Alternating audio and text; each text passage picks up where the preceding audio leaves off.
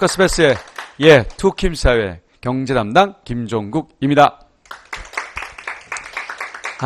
일단 올해 저희 이제 해커스페이스에서 내년도 대비지만 기초완성 릴레이 무료 특강이라고 하는 제목 아래 특강을 준비를 했습니다. 사실 이 특강의 가장 중요한 목적은 첫 번째, 우선 정보를 좀 제대로 제공하자.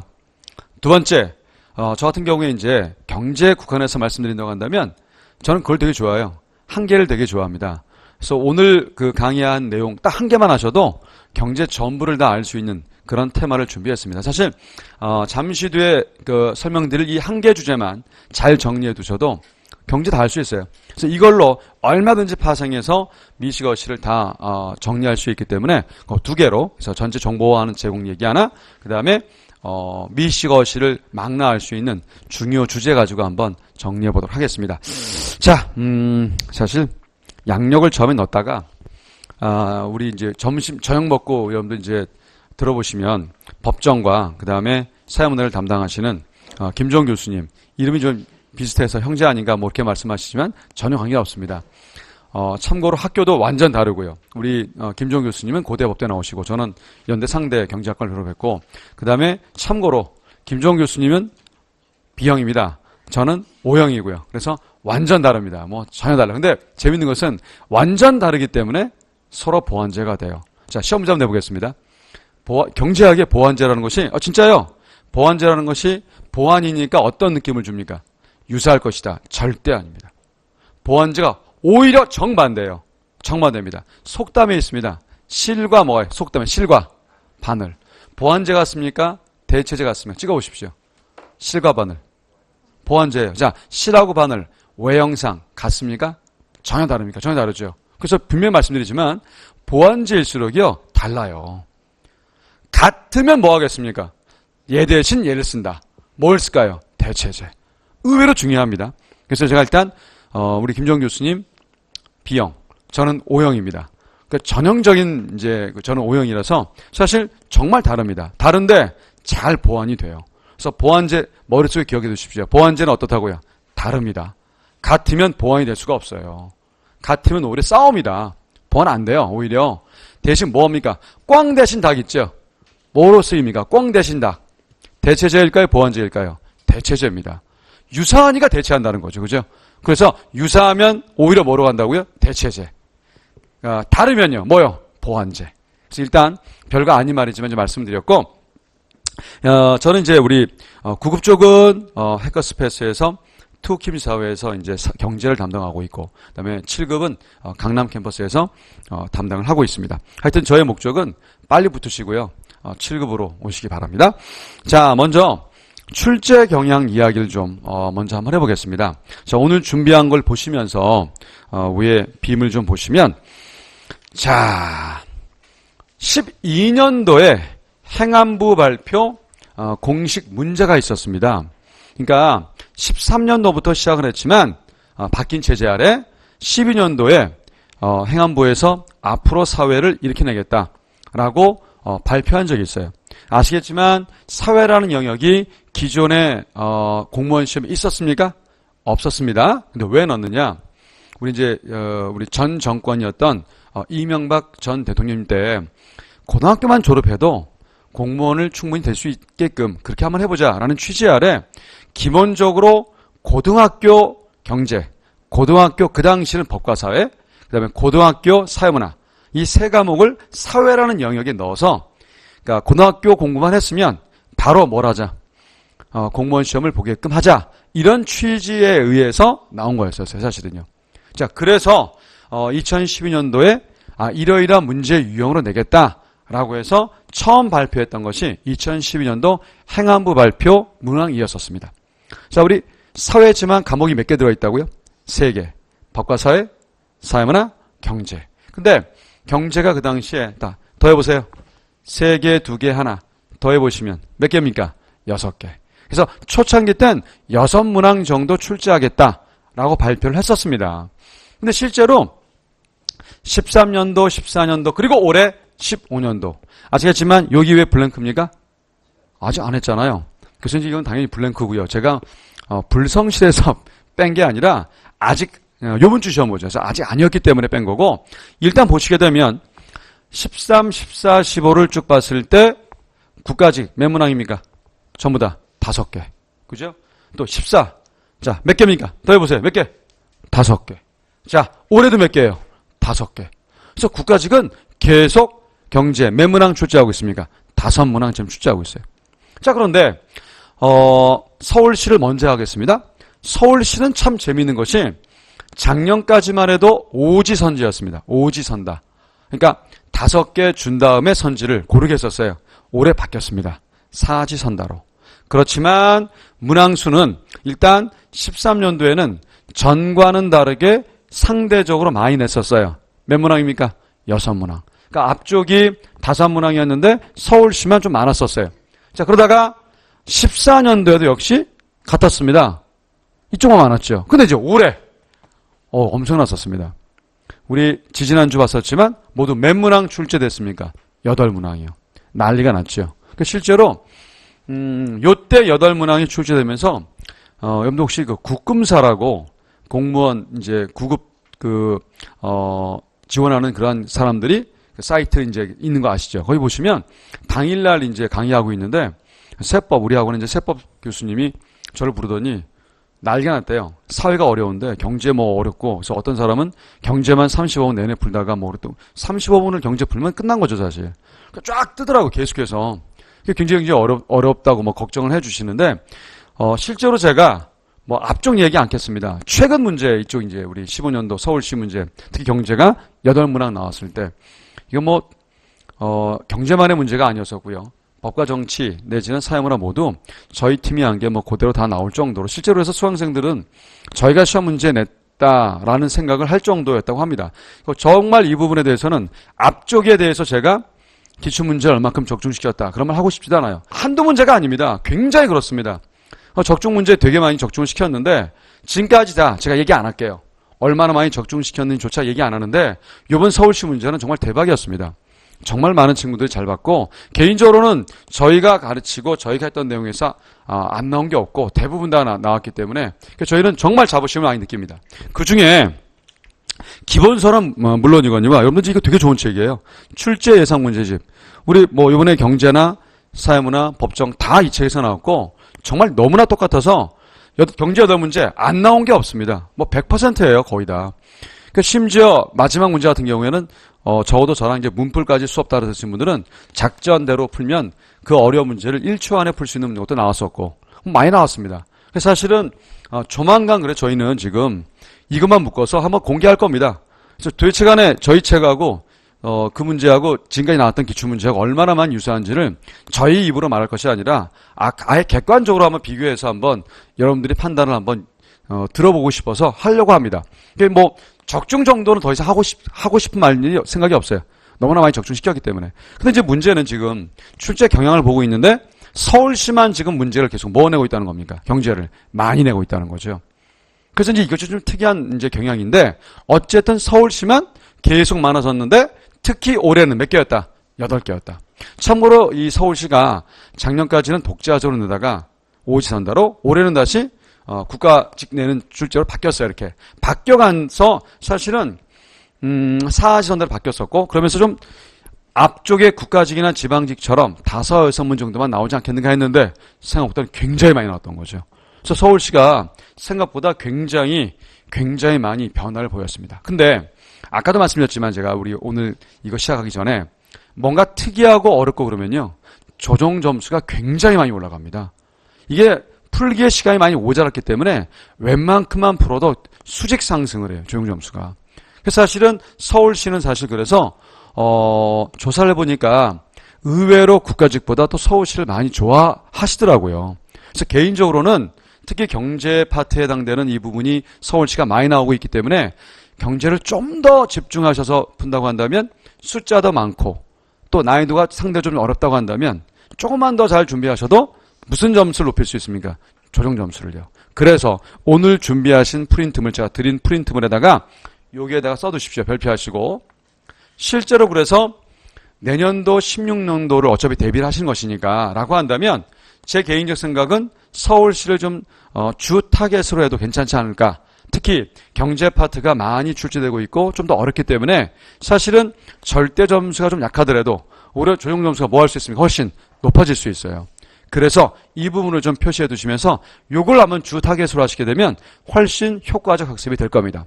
자, 이제 그다음 지방직은 이제 올해는 아직 시행이 안 됐지만 지방직은 계속 5문제 아마도 제 생각은 이번 주에 볼 지방직도 5 아니면 기껏해야 6문제 정도 출제될 것 같습니다. 그리고 실제로 지방직 문제가 난이도 자체가 국가직이나 서울시에 비해서 굉장히 높았던 점은 별로 없어요. 좀 평이하게 나왔던 것이 일반적입니다.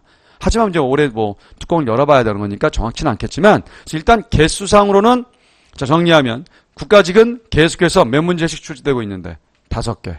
그 다음에 지방직도 일단 몇 개씩이요? 일단 올해는 아직 출제가 안 됐지만 5개.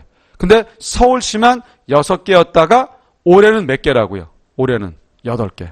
그래서 참고로 특히 서울시를 주 타겟으로 그렇게 마음 먹으신 분들은 사실 경제 조금만 좀 집중하셔서 준비하신다고 한다면 굉장히 높은 조정 점수를 받을 수 있을 겁니다. 그거 하나 말씀드리고 자 이제 전체 챕터가 모두 몇 장으로 되어져 있냐면 모두 6장으로 되어 있습니다. 그런데 지금 보시면 어떤 느낌을 갖고 가시면 좋겠냐면 1단원 자 기출문제 있습니까?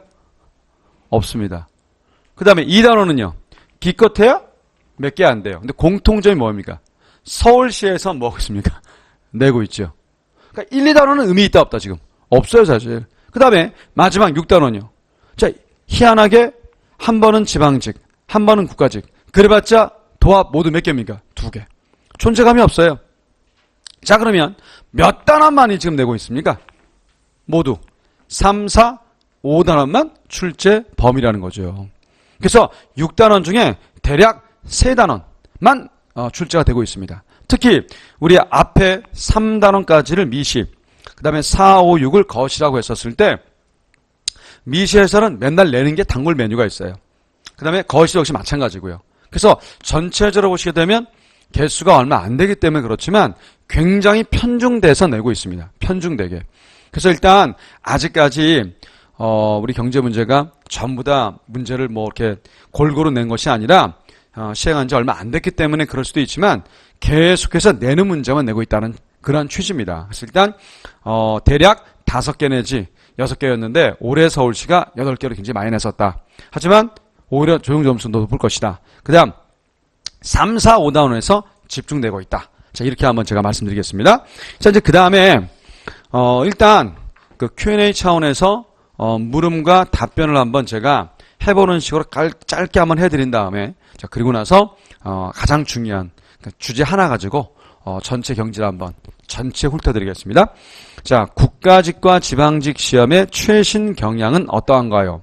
역시 중요한 것은 최신이지 과거가 중요하지 않잖아요.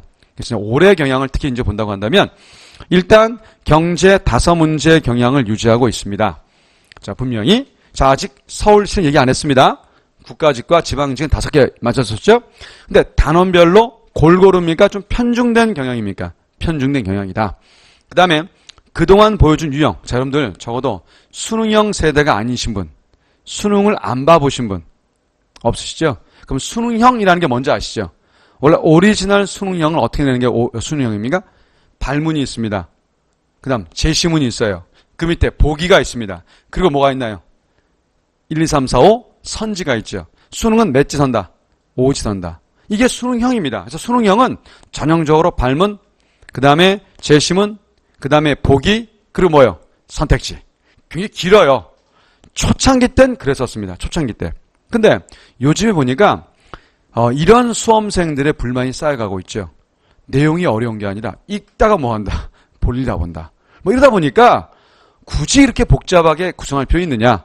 그래서 작년부터 미묘한 변화가 감지되다가 올해 와서는 틀이 어느 정도는 안정된 틀을 찾아가고 있습니다. 무슨 말이냐? 원래 무슨 형태라고요? 발문이 이렇게 있습니다. 물어보는 거. 그 다음에 제시문이 있고요. 그리고 보기가 뭐 기억, 니은, 디귿, 리을이 있고요. 그 다음에 선지 이런 식으로 되는 것이 전형적인 수능형 출제입니다. 근데 너무 길잖아요. 그래서 최근에는 얘가 없어지고 있습니다. 그래서 하나로 통합돼서 그냥 선지로 나오고 있고 보기 형태가 사라지고 있어요. 그래서 이래도 그나마 뭐합니까? 좀 전체 길이가 줄었지 않습니까? 그리고 제시문도 굉장히 복잡한 제시문이라기보다는 대부분 짧게. 그래서 그래프보다는 상대적으로 좀 짧은 어떤 거요? 표라든지. 그래서 요즘의 경향이 제시문 자체가 짧은 표, 2줄 정도의 표, 이렇게 제시문을 간략화하고 있고 선지가 바로 제시되는 그런 형태로 바뀌어가고 있습니다. 그래서 어느 정도 수능형에서 탈피해서 짧은 발문과 선지 형식을 지금 취해가서 공무원 고유의 출제와 경향을 보이고 있는데, 근데 문제점은 이게 국가직 지방직은 이제 그래 왔는데 문제는 다른 거예요. 예를 들어서 경찰직이라든지 사회복지직은 물론 이런 패턴을 준수하고 있지만 그렇지만 한두 문제는 복잡한 것도 꽤 있습니다. 꽤 있어요. 특히 경찰직 보니까 꽤 있습니다. 그래서 일단은 지금은 국가직 지방직에 이제 준해서 말씀드렸을 때, 자, 어느 정도는 수능형에서 조금 탈피를 하고 있다. 그 말씀 드릴 수 있겠고, 자, 두 번째입니다. 서울시 시험이 국가직 지방직과 다른 점이 뭐냐? 역시 최근 문제로 말씀드리면, 일단, 몇 문제입니까? 8문제. 엄청났었죠. 근데, 8문제 출제와 경향은요, 경찰직도 보인 적이 있어요. 의외로 경찰직이 되게 어렵습니다. 준비하기가. 그래서 일단 현재 올해 서울시가 8문제를 보이고 있고 하지만 여전히 어떻습니까? 편중되고 있죠. 골고루 내고 있지는 않습니다. 자, 그 다음에 국가직과 다르게 그동안 보여준 수능형 출제 형식을 그대로 유지했다. 이게 좀 웃긴 것이요. 국가직 같은 경우에 올해는 조금 감지가 수능형 출제 틀도 좀 벗어났고 내용도 조금 벗어나서 출제를 했는데 올해 서울시는 다시 또 수능형 패턴을 좀 유지해 가고 있습니다. 그러니까 이 출제 이 패턴은 탈피는 했지만 내용 묻는 것이 거의 수능 형태로 나왔더라고요. 그래서 이제 그 점을 말씀드린 것이고, 더구나 이제 8문제 모두를 푸는데 시간이 굉장히 뭐합니까? 이제 많이 소요됐겠죠. 하지만 그럴수록 이제 저희 팀의 진가가 발휘될 수 있는 것이, 그래서 이제 이런 생각을 합니다. 사실 문제가 어려워봐야, 또 문제 길어봐야 공부를 한 그러한 강좌의 어떤 그 빛을 더 발휘할 수 있듯이, 사실은 오히려 더 훨씬 저희 팀의 강점을 발휘할 수 있는 저로에 기여했었고, 상대적으로 오히려 높은 조용 점수가 예상되기 때문에 개인적으로는 어렵고 복잡하고 문제 출제가 많을수록 사실은 조용 점수가 높을 수도 있어요. 그래서 어쨌든 서울시는 최근에 이제 이런 경향을 보이고 있다 말씀드렸고요. 자, 이제 그 다음에 주의해야 될 단원이 뭐냐? 자, 3단원에서 일단 뭐 있답니까? 대체제와 보완제. 저는 이제 하나 벌써 했어요. 자, 실과 바늘이요. 뭐요? 보완제. 꽁 대신 닭이요. 대체제. 별거 아닌 같이 보이지만 뭐로 정리하시면 좋으냐면, 보완제는 유사합니까? 오히려 다릅니까? 달라요. 대체제는요, 유사합니다. 항상 기억해 두십시오. 그래서 대체제는 오히려 대체니까, 얘 대신에 얘니까 느낌이 서로 좀 다르다는 느낌을 많이 가질 수 있겠죠? 아닙니다. 유사해야 대체할 수 있죠. 유사합니다. 보완제는 오히려, 자, 우리 여러분들 이거 아시죠? 지금은 별로 그런 게 의미가 없지만 과거에는 카메라가 되게 이제 중요했던 때에는 카메라를 가지고 많이 놀러 갔어요. 늘 뭘 빠뜨리고 합니까? 필름을 빠뜨리고 하죠. 근데 카메라가 아무리 비싸고 좋아도 성능 짱이어도 뭐 없이는 찍을 수 없습니까? 필름 없이는. 근데 카메라 필름과 카메라 어떻습니까? 완전 모습도 다르고 완전 달라요. 하지만 합체했을 때 뭡니까? 엄청난 시너지를 보일 수 있죠. 그래서 보완제는 절대 다릅니다.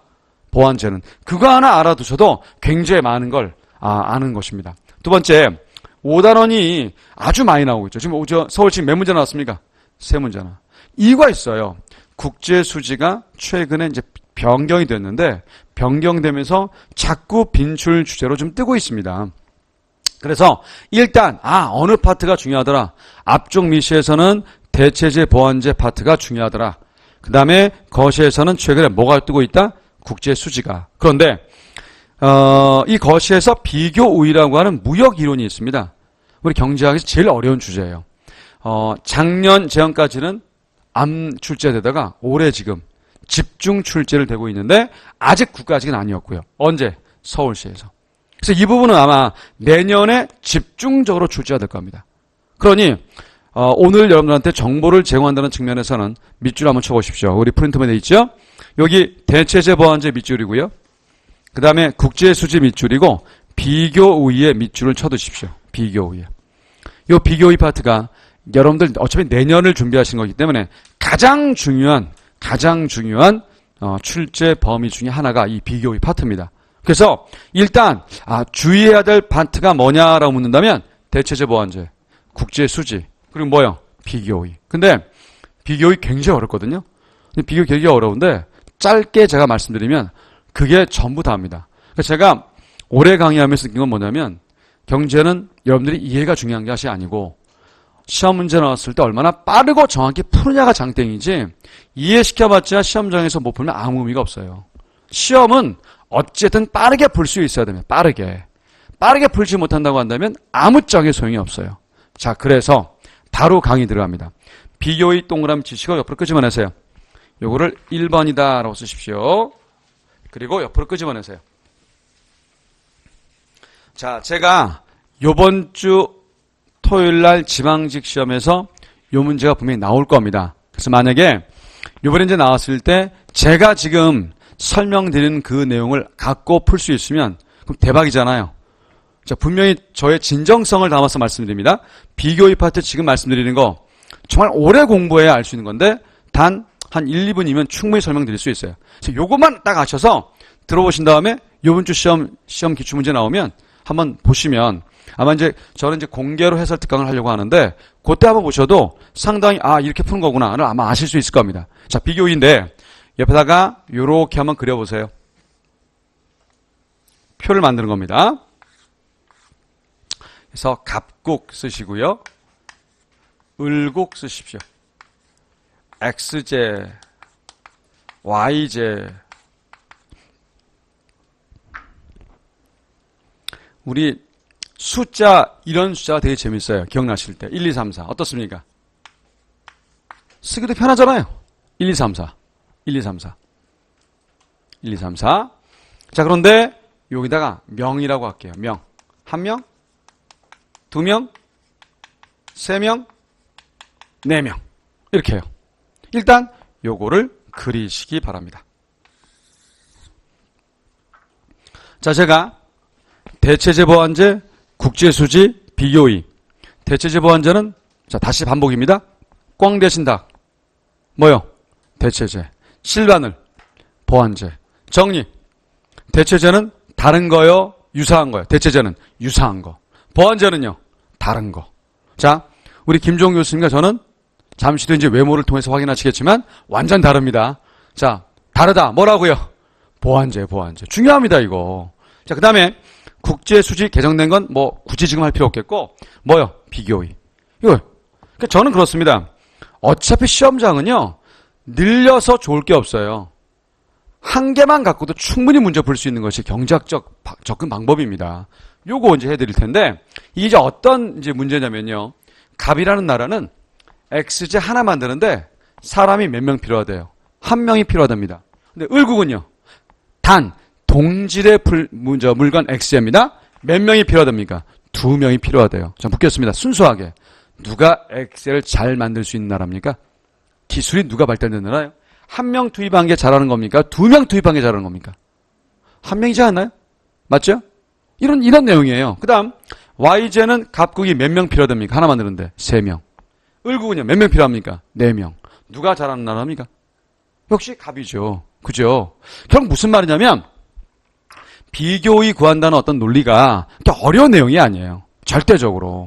자, 근데 여기서 제가 시험 문제가 이런 문제가 나올 겁니다. 자, 한번 써보겠습니다. 갑국에서 X제 한 단위 만드는 거에 대한 기회비용을 만약 묻는다 라고 할게요. 그러니까 무슨 뜻이냐? X를 하나 만드는데 기회비용은 그냥 편하게 이렇게 알아두시면 돼요. 자, 묻겠습니다, 여러분들. 인생은 기회가 얼마든지 이제 주어지죠. 근데 기회가 주어진다는 말은 사실은 눈에 보이든 안 보이든 무엇도 전제됩니까? 기회는 동의어가 뭐예요? 경제학적으로 기회와 동의어요. 선택입니다, 선택. 기회는 선택입니다. 기회는. 선택 기회라는 거죠. 근데 선택은 불가피하게 무엇을 합니까? 이걸 선택하면 저거는 뭐 할 수밖에 없어요? 포기할 수밖에 없죠. 그래서 기회비용은 이렇게 기억해 두세요. 기회비용이란 선택의 기회를 내가 뭐 하게 되면 맞닥뜨렸을 때 과연 뭘 포기할 것인가?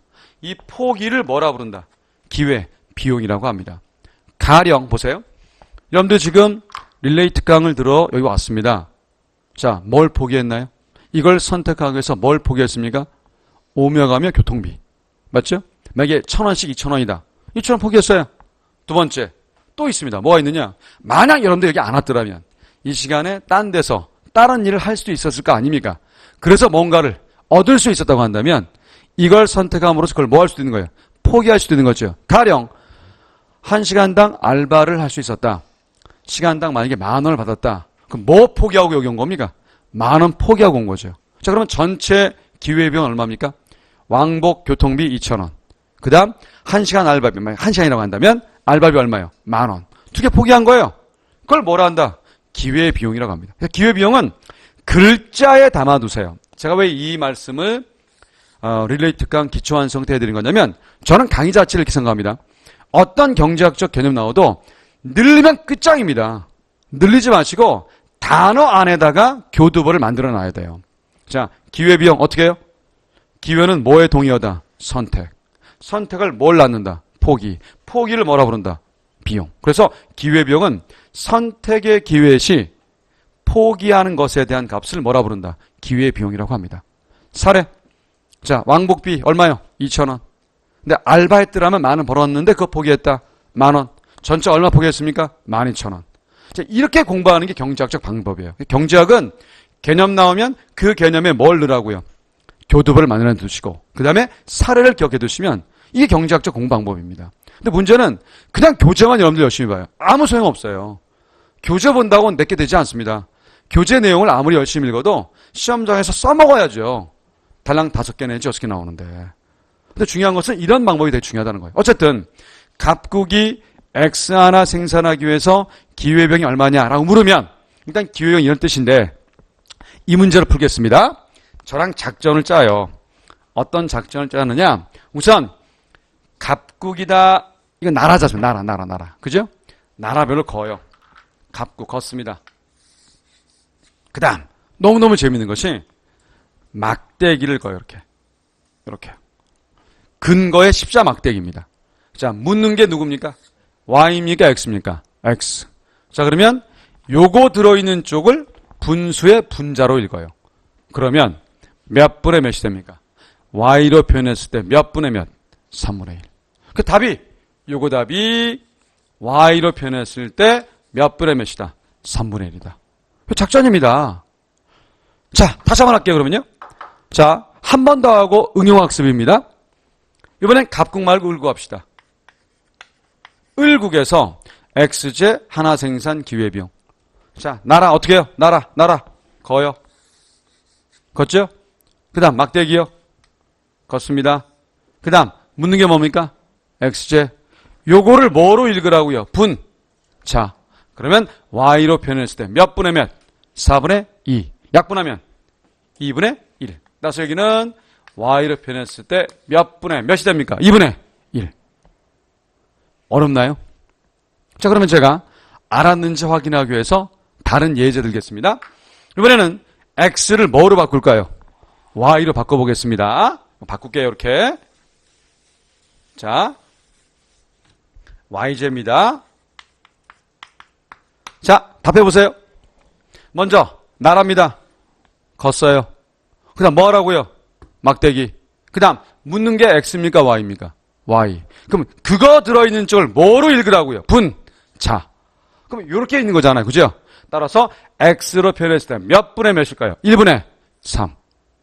그 답은 뭐예요? 이 경우는 X로 표현했을 때 1분의 3이니까 몇 단위? 3단위. 자, 을국 해보세요. 을국. 역시 하나 걷습니다. 막대기 했습니다. 묻는 게 뭐로 읽어요? 묻는 걸. 분. 자, 그러면 X로 표현했을 때 몇 분의 몇입니까? 2분의 4. 몇 개예요? 2. 이렇게 하는 겁니다. 그게 사실 별거 없어요. 근데 여러분 처음 들으실 땐 다들 저렇게 강의하는 거라고 생각하실지 모르지만 절대 그렇지 않습니다. 이거 굉장히 어려운 강의예요. 굉장히. 근데 하셔야 될 강의입니다. 제가 자꾸 말씀드리지만 공부가 그래요. 늘려놓으면 소용없습니다. 늘리면 항상 뭐 해야 되는 겁니까? 압축해야 돼요. 자, 방법. 저는 강의 자체가 그렇습니다. 뭐 늘렸으면 제가? 첫 번째, 보완제, 대체제. 됐습니다. 두 번째, 국제 수준은 아직 안 했으니까 날립시다. 두 번째 뭐예요? 비교, 우위. 자, 우리 비교 우위에서 만약 지금 내는 이 문제를 여러분들이 풀 수 있다고 한다면 확실히 아는 거죠. 자, 하겠습니다.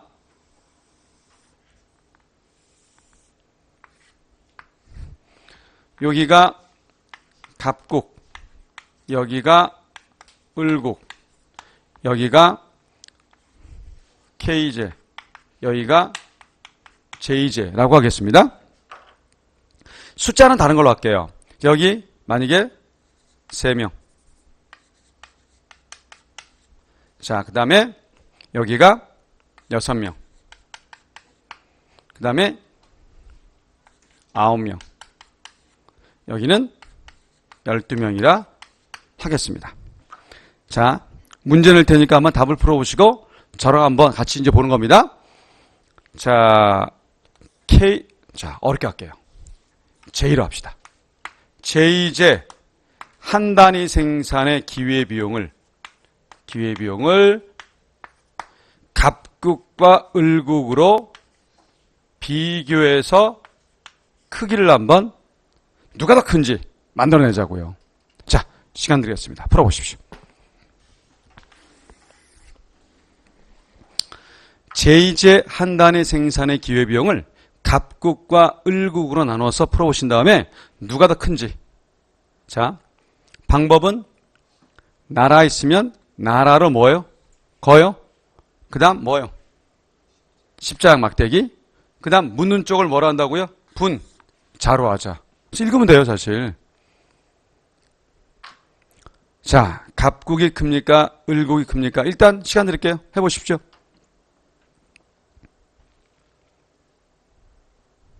천천히 하십시오. 천천히. 자, 우선 갑국. 나라 거요. 걷습니다. 그 다음 뭐라고요?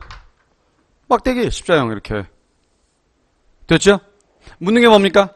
K입니까? J입니까? J. 얘를 뭐로 읽으라고요? 분. 자, 그럼 답이 뭐예요? K로 표현했을 때 몇 분의 몇입니까? 3분의 9. 그죠? 3분의 9니까 얼마입니까? 3. 따라서 갑국은 K 몇 개입니까? 3단위. 이렇게 해요. 같은 방식으로 을국은요? 을국은 걷습니다. 뭐요? 막대기. 글 수 있겠죠. 그죠? 그 다음 묻는 게 뭐예요? 묻는 게 J. 그죠? 얘를 뭐로 읽으라고요? 분. 자, 그럼 몇 분의 몇입니까? 6분의 12. 자, 얼마예요? 2. 뭐로 했을 때? K로. 따라서 이거는 답이 K 몇 개다? 2. 그래서 누가 큰 거예요? 갑이 크다. 이렇게 해요. 사실 뭐 그렇게 복잡하진 않아요. 해봄직은합니다. 문제가 있어요. 자, 오늘은 어떤 강의를 하려는 게 아니잖아요. 첫 번째 주목적은 정보를 드리는 것. 그 다음에 두 번째 목적은 이런 내용을 어떻게 효과적으로 격파하느냐. 첫 번째로는 아까 뭐였었습니까? 일단 개념은 단순화해서 그 안에 박아놔라. 기회비용 뭐였었습니까? 선택의 기회시 포기하는 것 뭐라 한다? 기회비용. 사례 어쩌고저쩌고 한번 떠들었었습니다. 왕복 얼마? 2,000원. 알바비 포기했다? 10,000원. 얼마였어? 12,000원. 기회비용. 하지만 실제 시험 문제 이런 게 나와요. 근데 요 문제 나왔었을 때 이 방법을 알았어요. 근데 웃기는 것이 시험장에선 빨리 못 풀어요. 왜 그럴까요? 손이 안 돌아서 그래요. 결국 이런 것들은 짜투리 시간 때 여러분들이 뭐 하라는 겁니까? 자꾸 연습을 해봐야 돼요.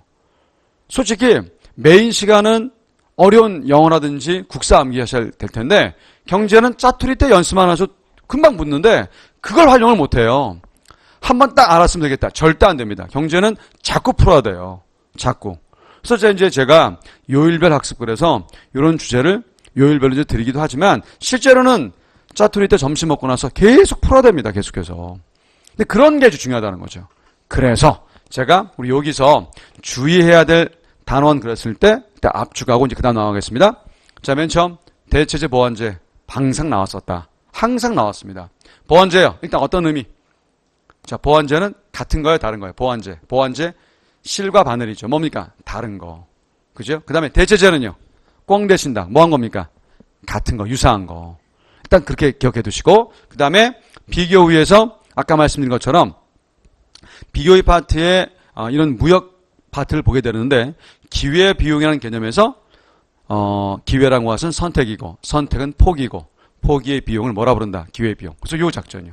사실 오늘 수업한 것 중에 잠시 뒤에 오리지널 준비한 것도 있지만 이게 제일 중요한 것 중에 하나예요. 근데 이게 딱 보면 아시같이 보이지만 연습 안 하시면 금방 까먹습니다. 자꾸 연습을 하셔야 자꾸 연습이에요. 다른 거 없어요, 사실. 자, 이 정도 말씀드리고. 자, 이제 그 다음에 사회복지직 추가 설명을 좀 드리겠습니다. 아까 제가 사회복지직과 경찰직이, 저는 되게 어려워요, 사실. 국가직, 지방직, 서울시보다 더 어려워요, 이게. 근데 문제는 사회복지직이나, 물론 경찰직은 올해 같은 경우 뭐 3번 있고 하니까 여러 번 있지만, 시험이 이제 일찍 있습니다. 2, 3월 달에. 근데도 어려워요. 근데 이게 뒤집어 엎으면 어떤 장점이 있습니까? 어려운 게 우리만 어려운가요? 다 어려운가요? 다 어려워요. 오히려 조금만 제대로 준비해도 조정 점수를 뭐 할 수 있습니까? 높일 수 있다는 거죠. 참고로 이 사회복지직이 계속 5개 정도의 출제 경향을 보이고 있는데 올해 같은 경우에는 7급에도 나와도 되는 문제를 출제하고 있더라고요. 미쳤죠, 사실. 되게 어려운 거 나왔었어요. 그래서 이 사회복지직이 의외로 어렵습니다. 그래서 오히려 조정 점수가 굉장히 높더라고요. 오히려. 그 다음에 경찰직도 역시 마찬가지입니다. 경찰직은 다른 시험보다 경찰 비중이 되게 높았어요. 상대적으로 많이 내고 있습니다. 6, 7개, 8개 막 내고 있어요. 아마 제 느낌에는 경찰직 사회 출제하시는 분이 경제 출제자가 힘이 좀 세신 분인 것 같아요.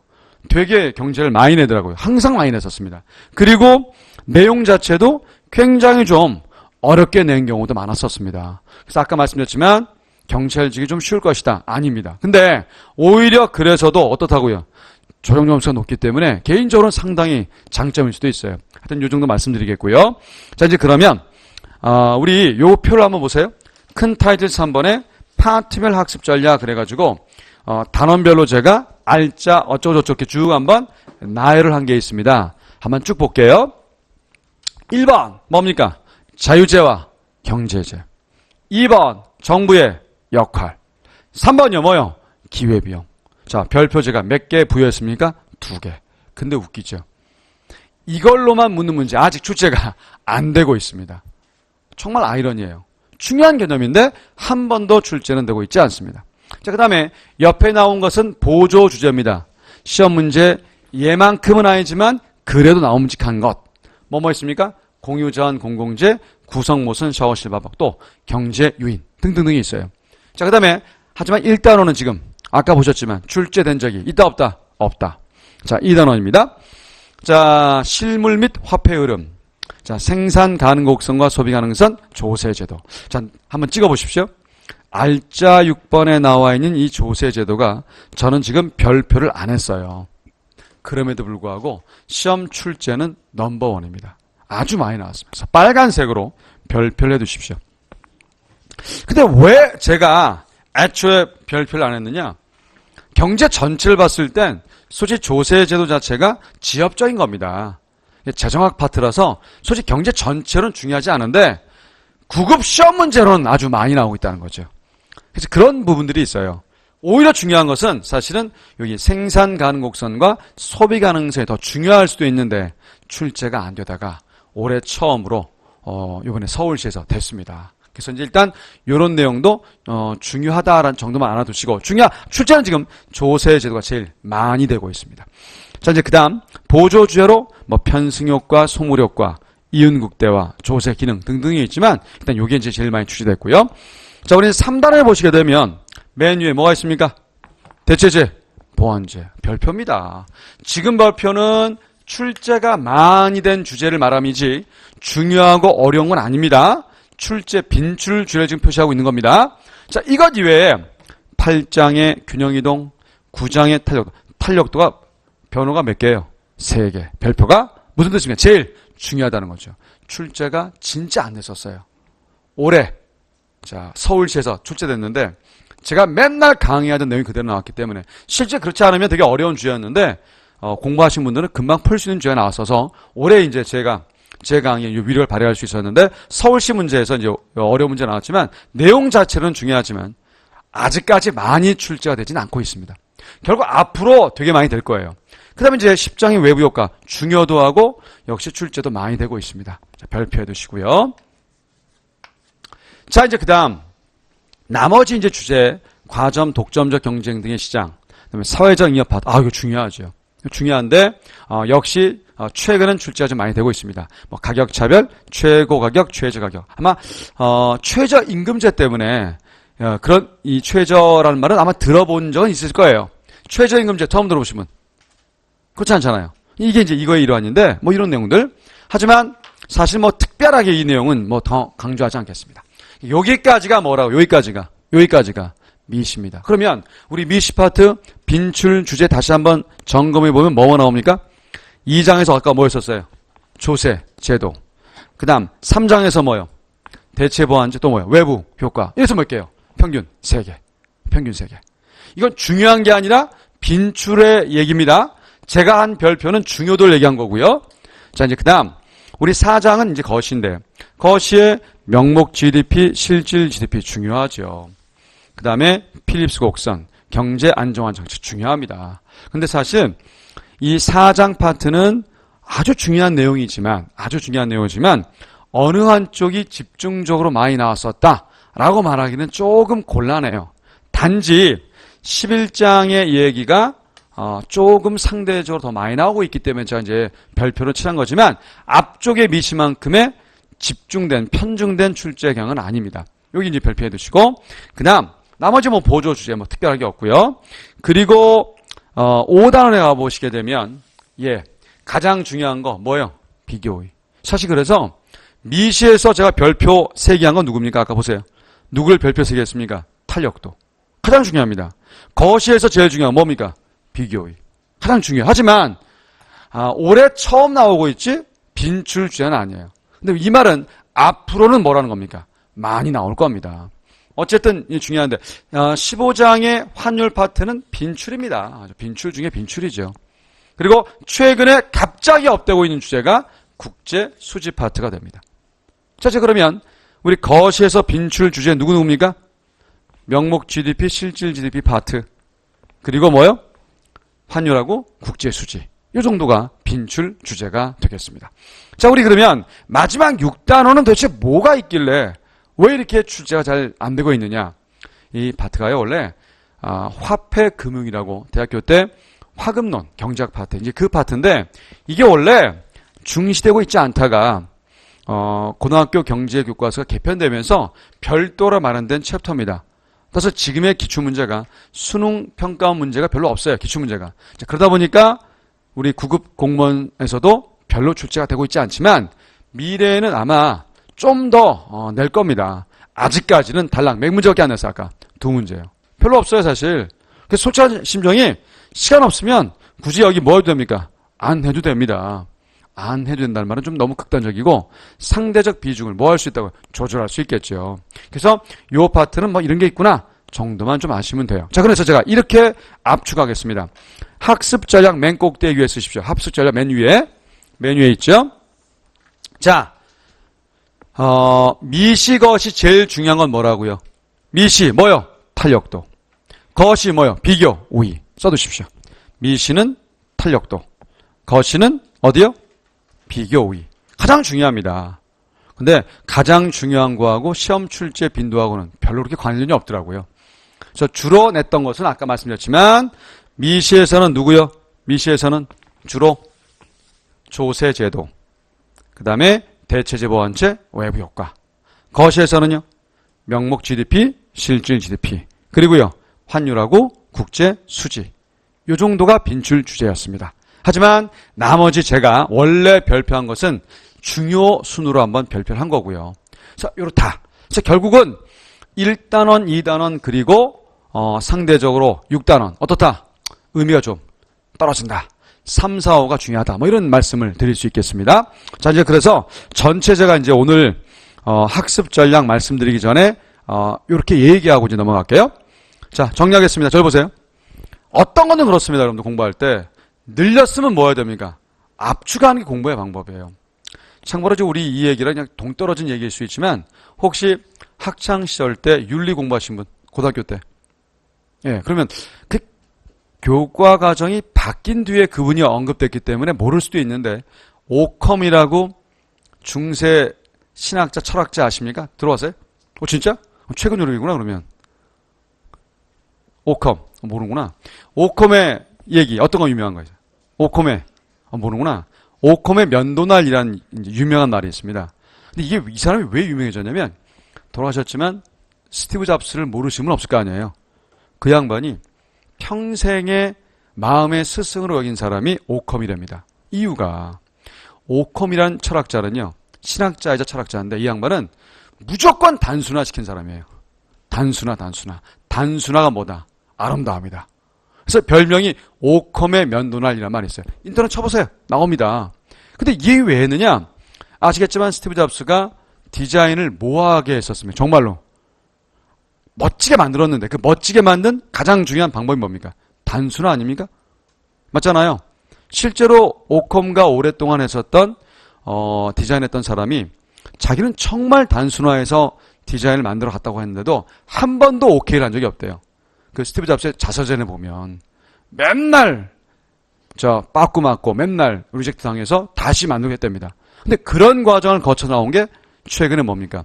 저는 제일 놀랐던 것 중에 하나가 그쪽 우리 아시겠지만 애플사에 처음에 여러분도 혹시 그 스마트폰 말고요. 컴퓨터하고 그 다음에 TV 보신 적 있으세요? 디자인? 저는 처음에 그 컴퓨터 보고 성능 뭐 따지고 싶지 않더라고요. 진짜 디자인 어땠습니까? 너무 이쁘더라고요. 너무 단순하고. 왜 애플이 사과 한 조각이 이렇게 떨어져 나가 있습니까? 인간은 원재를 줬잖아요. 진짜 이게 그래서 만든 겁니다, 그게. 그래서 이거를 완성하는 것이 누구의 임무다? 인간의 임무다. 그래서 그 애플사 그 디자인 로고가 나온 거 아닙니까? 지극히 철학적이에요, 사실. 최근에 그래서 사업도 인문학과 접목하지 않으면 성공할 수 없다는 거죠. 사실 기업 정신이라는 것이 어찌 보면 인문학에서 나올 수 있는 것이니까. 왜 이 얘기를 길게 했느냐? 저는 진짜 맞다고 봐요. 경제는요, 늘리는 게 중요한 게 아니라 뭐 하는 게 중요합니까? 짧게 압축하는 게 중요해요. 그래서 저는 자꾸 반복을 많이 유도합니다. 그래서 공부한 걸 한번 써보신 다음에 마지막 남는 시간 동안에 요령 몇 가지 얘기 드리고 그 다음에 오늘 준비한 가장 중요한 이 얘기를 드릴 거예요. 자, 뭐뭐 얘기했었습니까? 제가 기억나시면 좋겠고 우선 주제로 두 가지요. 대체제, 보완제. 자, 유사하다 뭐요? 보완제입니까? 대체제입니까? 유사, 대체제. 자, 다르다 뭐요? 보완제. 꼭 기억하시고 두 번째 비교 위에서 자 반드시 수업 끝난 다음에 이 문제 제가 아까 1, 2, 3, 4로 썼던 거 꼭 좀 반복을 해두세요. 물론 바로 또 복습이 안 된다고 한다면 질문을 또 학원 측을 통해서 저희 게시판에 물어와도 좋고요. 자꾸 반복을 하십시오. 어차피 제한된 시간을 뽕을 뽑는다는 얘기는 주어진 시간 내 강사한 내용을 알아들어서 활용하시면 값비싼 어떤 그 비용을 들여서 얻는 것보다 훨씬 경제적이잖아요. 그래서 요 요령 한 번 더 반복합니다. 자, 갑국을 물었습니다. 뭐요? 막대기. 이게 걷습니다. 그 다음 뭐요? 막대기. 묻는 게 뭡니까? 제이제. 요거를 뭐로 읽으라고요? 분. 자. 그래서 몇 분의 몇입니까? 3분의 9. 그죠? 그 답입니다. 그 두 개. 자, 그 다음 우리 전체 파트에서 이건 꼭 뭐 암기하실 필요 없지만 미시에선 가장 중요한 거 탄력도. 거시는요? 기회비용, 비교의, 무역이론이요. 자, 나머지 출제가 주로 3, 4, 5에서 되고 있었다. 그래서 주로 뭐뭐 있었습니까? 조세 제도라든지, 대체제 보완제라든지, 그리고 외부 효과 정도가 미실 많이 나왔었고, 거시는요? 아까 명목 GDP, 실질 GDP, 그리고요, 환율하고, 두 번째, 국제 수지가 많이 나왔었다. 라고만 기억하셔도 되게 이제 짧게 정리가 된 겁니다. 자, 이제 그렇다면, 우리가 학습 전략을 어떻게 할 것인가를 말씀을 드리고 오늘 준비한 가장 중요한 내용하고 마무리하겠습니다. 기본 개념을 정리하라. 기본 문제 해결하라. 심화 내용과 응용 문제를 정복하라. 기본적으로요. 이 첫 번째와 두 번째는 기본서를 통해서 격파해 갑니다.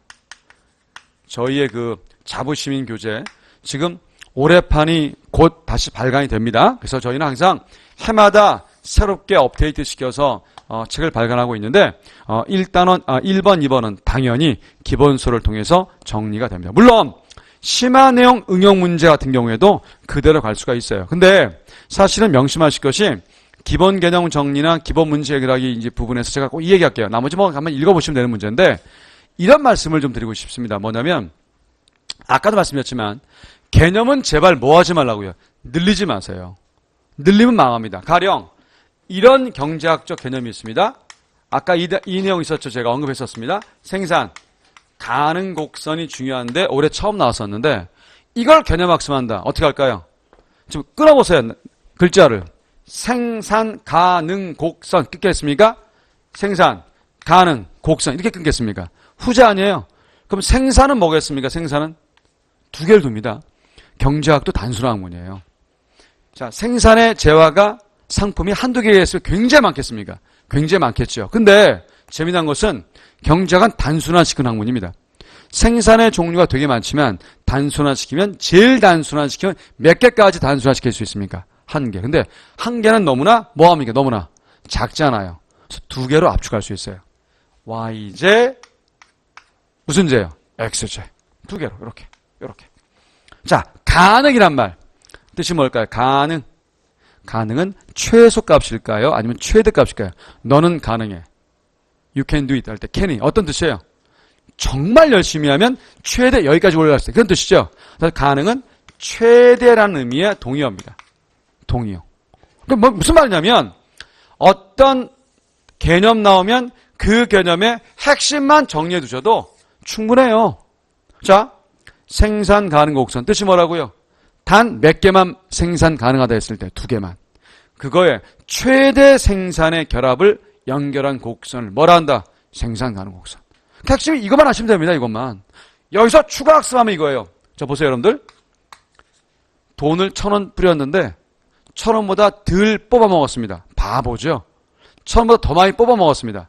좋은 거죠. 이걸 경제학적으로 뭐라 부르나요? 투입 대비 산출이 많은 걸 뭐라 부릅니까? 세 글자인데 들어봤을 텐데 무슨 성이요? 생산성도 괜찮아요. 하지만 더 많이 쓰는 말이 있습니다. 효율성이요. 이건 효율성. 그래서 명심하실 것이 개념학습은 절대 늘리지 마세요. 절대 늘리지 마시고 단어 안에 교두보 넣은 다음에 핵심어를 잡으면 되는 겁니다. 그래서 생산 가능 곡선은 뭐다? 효율성이다.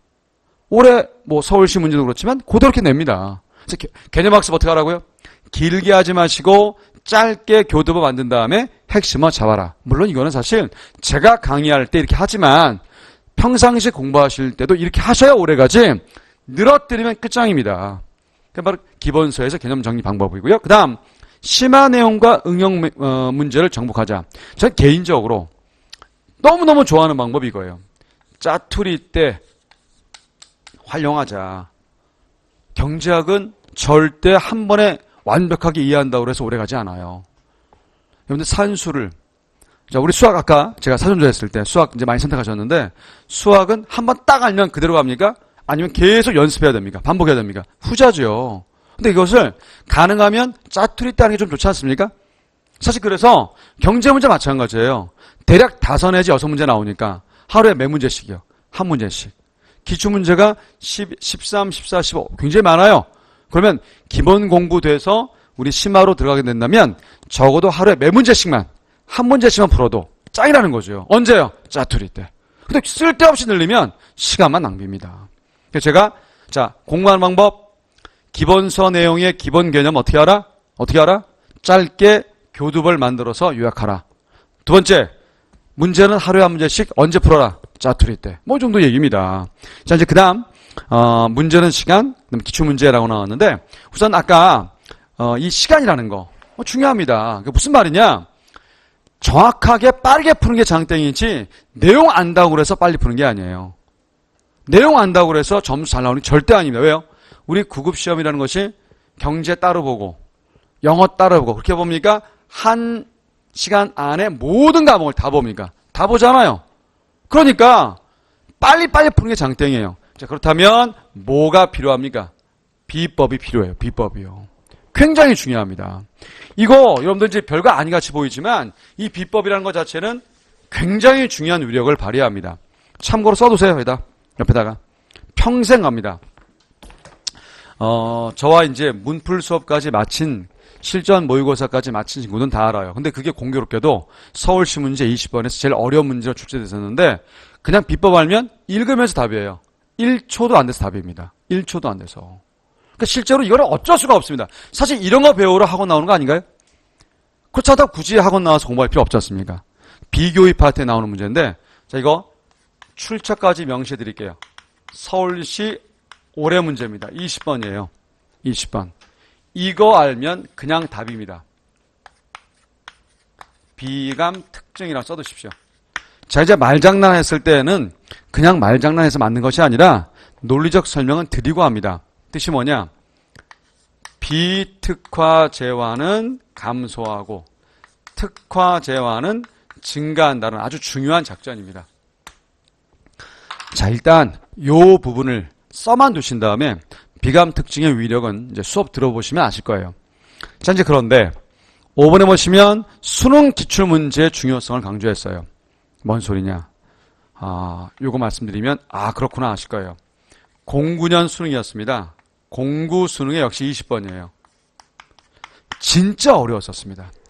경제가 수능 문제에서 09, 10, 11 정말 어려웠었어요. 진짜 어려워서 이 말씀 드리면 잘 안 믿으시던데 7급보다도 훨씬 어렵습니다.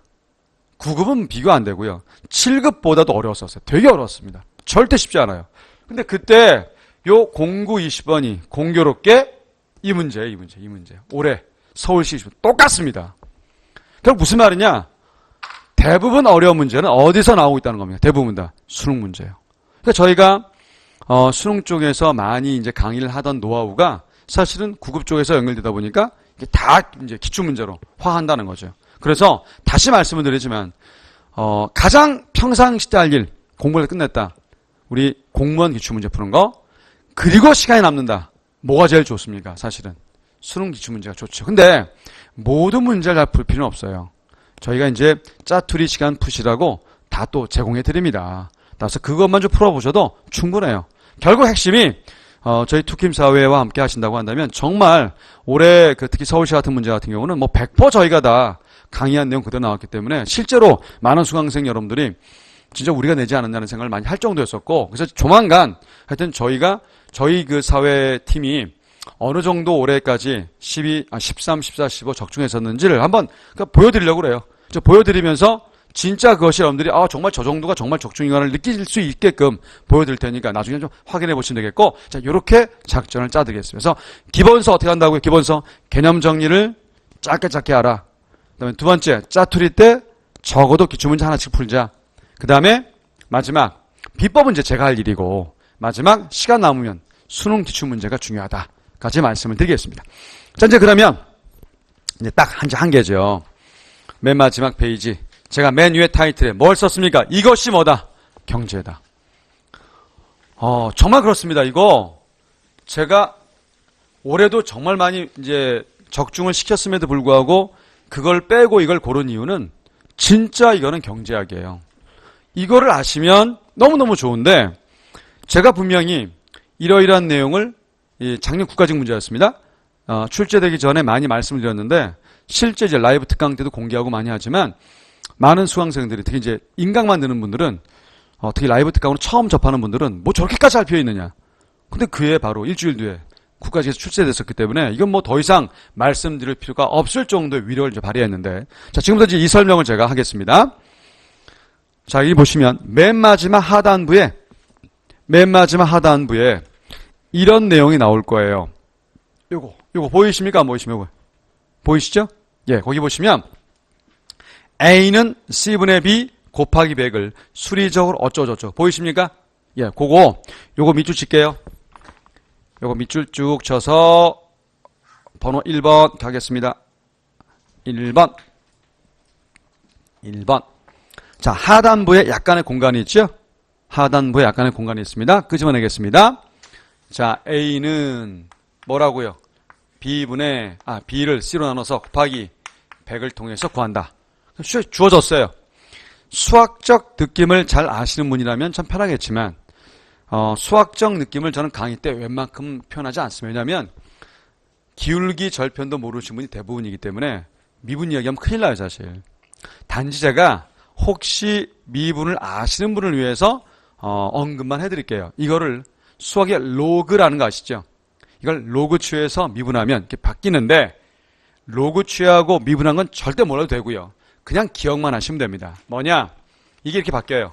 A 증가율 equal 얘도요. B 증가율. 근데 웃기는 것이요. 로그 취해서 미분할 때는요. 나누기는 빼기로 바뀝니다. 빼기로. 빼기. C 증가율. 자, 묻겠습니다. 나누기가 빼기라면 곱하기는 뭐로 바뀔까요? 찍어보세요. 더하기죠, 뭐. 더하기. 근데 웃긴 게 있어요. 이런 걸 우리 뭐라 부릅니까? 숫자인데 이거를. 수학에서. 상수라고 합니다. 얘는 로그를 쳐서 미분하면요. 0이에요, 0. 0. 결국 얘는 뭐로 바뀔 수 있다? 요렇게 바뀔 수 있다. 일단 이거는 경제 전체를 좌우하는 가장 중요한 내용입니다. 가장 중요한 내용입니다. 그럼 여기서 이제 여러분들 처음 보는 용어가 또 있을 수 있어요. 뭐가 어렵습니까? 여기? 증가율을 또 모를 수 있죠. 그러니까 제가 강의할 때 웬만하면 아예 모른다는 전제를 두고 강의합니다. 왜냐하면 여러분들 입장에서 야 저런 거 아는 걸 왜 저렇게 강의하나 라고 하시는 분이 있습니다. 있는데 강의를 해보니까 그런 분은 몇 분이 안 돼요. 진짜 거짓말 아니고 기울기 몰라요. 진짜로요. 한두 분이 아닙니다. 절편을 아예 모르고 절편이 무슨 절편 자체를 몰라요. 그 이유를 따져봤더니 중2 이후로는 수학을 손놨다는 분이 대부분이고 또 우리 아시겠지만 요즘에는 한동안은 또 여러분들 세대에 읽지 않을지 모르겠지만 고등학교 때 미적분이 아예 뭐 한 적이 있으면 문과에서 없었던 적도 있고요. 또 하나는 수시가 있어서 아시죠? 수학 안 해도 좋은 대학 갈 수 있습니까? 없습니까? 있어요. 그래서 요즘 보니까 수학을 아예 안 해도 굉장히 좋은 데 가는 친구들이 꽤 있습니다. 이런 일이 벌어지다 보니까 그럼 대학 가면 당연히 수학과는 담 쌓고 지내죠. 문과에서는. 전혀 몰라요, 사실. 그래서 강의하다 보면 아예 그래 처음에 제가 수학적 용어를 웬만하면 안 쓰려고 노력합니다. 그래서 증가율도 뭐 말인지 모를까봐 한번 설명드리면 100에서 200으로 변했어요. 얼마 변한 겁니까, 이거? 100 변했죠? 100만큼 뭐 한 거예요? 증가했죠, 그죠? 그 다음 200에서 300 얘도 얼마 증가한 겁니까? 100만큼 증가한 거잖아요. 맞죠? 그럼 묻겠습니다. 요 밑엔 요거 이걸 뭐라 부릅니까? 변화량이다 라고 불러요. 변화량. 그러니까 변화량은 두 개의 무슨 값이요? 차이값. 근데 변화가 증가로 변했습니까? 감소로 변했습니까? 증가로 변했죠. 그래서 굳이 말한다면 이 변화량은 무슨 양이에요? 증가량으로서의 변화량입니다. 근데 지금 여기 보니까 문제점이 있어요. 왜냐하면 100에서 200 변했거나 200, 300 변했거나 똑같잖아요. 100배. 차이가 없잖아요. 근데 출발이 100에서 200으로 변한 거와 200에서 300 변한 거와 질적으로 같나요? 자, 자기 몸집만큼 늘렸죠. 얘는요. 몸집에 뭐만 늘렸습니까? 반만 늘렸잖아요. 그러니까 이런 미묘한 차이를 보자. 이걸 뭐라 부르느냐? 변화율이라고 합니다. 변화율. 그 변화율은 뭐냐? 수학적 테크닉을 말씀드린다고 한다면 이렇게 바뀌어요. 자, 써보겠습니다. 애초에 출발 100을 써요. 우에서 구한 변화량 100을 씁니다. 곱하기 100. 자, 몇 퍼 나옵니까? 지워지고 몇 퍼 나와요? 100%. 그런데 얘는요. 애초에 출발점이 얼마입니까? 200이죠? 200. 얼마 늘었습니까? 100. 곱하기 100. 자, 이거 몇 퍼입니까? 지워지고 지워져서 2로 100을 나누면 몇 퍼요? 50%. 이거를 뭐라 부른다고요? 변화율이라고 합니다. 근데 역시 규모가 증가하면서 변했기 때문에 얘를 뭐라 부를 수 있습니까? 증가율. 율이다. 이렇게 부를 수 있어요. 이게 여기. 그래서 증가율, 변화율은 이렇게 구하는 겁니다. 가령 마지막 연습하겠습니다. 400에서 500으로의 변화율 구해보세요. 변화율. 어떻게 합니까? 출발 얼마예요? 400. 얼마 늘었습니까? 100 곱하기 100. 맞죠? 그럼 이게 지워졌습니다. 얼마 나와요? 428, 20, 5%가 나오죠? 얘가 뭡니까? 변화율로 증가율이죠. 그래서 항상 출발점을 분모해 두고 차이값을 분자해 두는 거예요. 이걸 변화율, 증가율이라고 합니다. 그러니까 이렇게 바뀔 수 있다. 이게. 일단은요. 일단 여기까지. 일단 여기까지요. 여기까지. 질문이요. 일단 여기까지 질문. 되십니까? 자, 그러면 밑에 보시면 이런 공식이 있을 거예요. GDP 디플레이터가 명목 GDP, 실질 GDP 곱하기 100이다. 보이십니까? 요거 밑줄. 번호 2. 그래서 2번까지만 할 거예요. 자, 번호 2번이라고 쓴 이 공식은요. 경제학적 넘버원입니다. 자, 불러보겠습니다. GDP 뭐요? 디플레이터. 근데 GDP 디플레이터가 뭔진 모르지만 이게 옆에 보니까 뭐라고 써놨습니까? 대표적 뭐요? 물가 지수랍니다. 솔직히 물가지도 모르잖아요. 일단 모른다 전제하고 그냥 써만 볼게요. GDP 디플레이터를 뭐라고 쓸 수 있다고요? 물가 지수다라고 쓴다고 한다면 얘는 어떤 공식입니까? 명목 GDP를 실질 GDP 나눠서 곱하기 뭘 통해서 구할 수 있다? 100. 그죠? 자, 그럼 이거를 뭐 하는 것까지 배우겠다고요? 로그추에서 뭐 해보자? 미분해보자. 해보겠습니다. 얘의 뭐라 씁니까? 물가지수의 증가율. 그죠? 써볼게요. 지금 제가 모든 거에 이것만 붙이면 되는 거잖아요. 이렇게. 그죠? 따라서 물가지수의 뭐요? 증가율. 근데 언뜻 봐도 문맥이 부드럽습니까? 좀 이상합니까? 이상하잖아요. 물가지수 증가율을요. 관례상 쓰는 용어가 있어요. 물가 상승률이라고 씁니다. 이게 물가 상승률. 물가 상승률 이렇게 써요. 그 다음 얘요. 다 불러보십시오. 뭡니까? 명목 GDP 뭐요? 증가율. 나누기는요? 빼기. 따라서 실질 GDP 뭐요? 증가율. 이렇게 해요. 이렇게. 별거 없습니다. 그냥 쓰는 거예요. 그냥 이렇게. 근데 경제학적 약속이요. 실질 GDP 증가율을 다른 말로 뭐라 부르냐? 다 들어본 용어예요. 이걸 경제 성장률이다 라고 불러요. 경제 성장률이다. 일단 요게 다입니다. 이게 다예요. 이게 다예요. 이게 다. 우선 요거 아셔서 한 가지 사례만 요렇게 왔어요. 요렇게. 그래서 물가 상승률은 명목 GDP 증가율에서 뭘 뺀다? 실질 GDP 증가율로 표현되는 경제 뭐를 빼라? 성장률. 이거 답니다. 다. 만약 시험 문제 이걸 물었다. 어떻게 풀어야 되겠습니까? 물가 상승률과 뭘 더하면 될까요? 경제 성장률. 이렇게 해요. 그냥 도출해서 푼 거예요, 사실. 이게 작년에 바로 나왔었습니다. 자, 보시게 되면 여기 뭐가 있습니까? 여기 명목 GDP 뭐가 있어요? 증가율. 우리 2번만 풀고 끝냅시다. 자, 좀 전에 한 거 다시 한번 공식을 음미한 다음에 와서 풀게요. 분명히 이렇게 도출했지 않습니까? 그럼 얘는 이걸 넘기니까 물가 상승률과 뭘 더하면 돼요? 경제 성장률을. 맞죠? 그대로 푼 거잖아요, 이렇게요. 그러면 여기서 만약에 명목 GDP 증가율을 더하라라고 하면 요거하고 자, 실질 GDP 증가율이 경제 성장률과 동의어니까 두 개를 뭐 하면 됩니까? 더하면 되는 거죠. 더하는 거 쉽잖아요. 더하시면 되잖아요. 이렇게. 자, 더했습니다.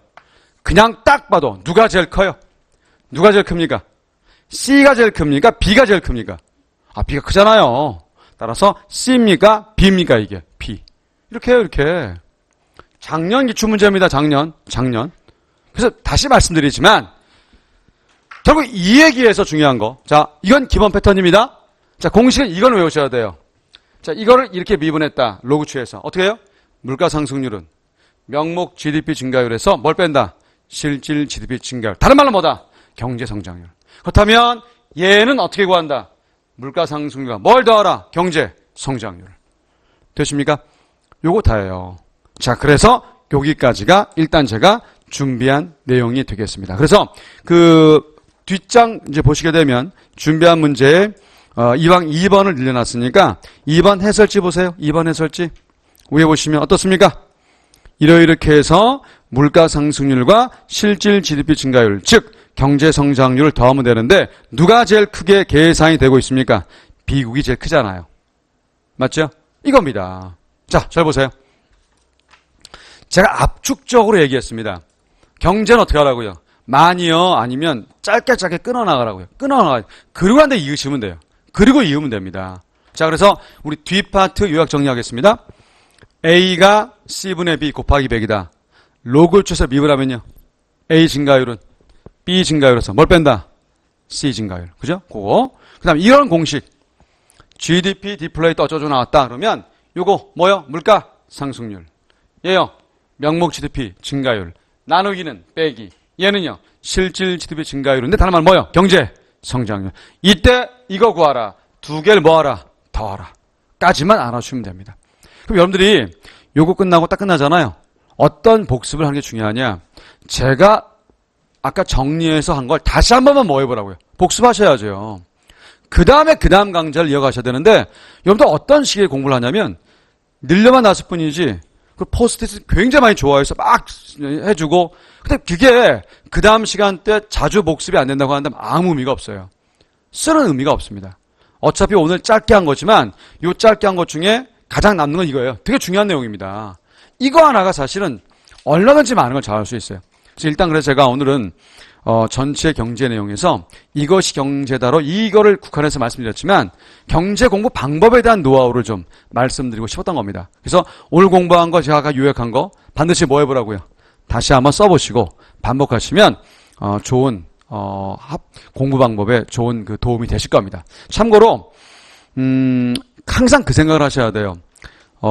과목을 만약에 처음 공부할 때 적어도 1도까지 어느 정도 기간이 소요될 것인지 다시 말해서 기본서를 어느 정도까지 볼 것인지 여러분들 보면 하다가 좀 막히거나 힘들면 좌절해요. 다시 또 들으려고 합니다. 그렇게 하지 마세요. 어렵지만 한 번은 뭐 해야 됩니까? 빨리 돌려야 돼요. 지체하면 큰일 납니다. 모르면 넘어가는 게 없습니다.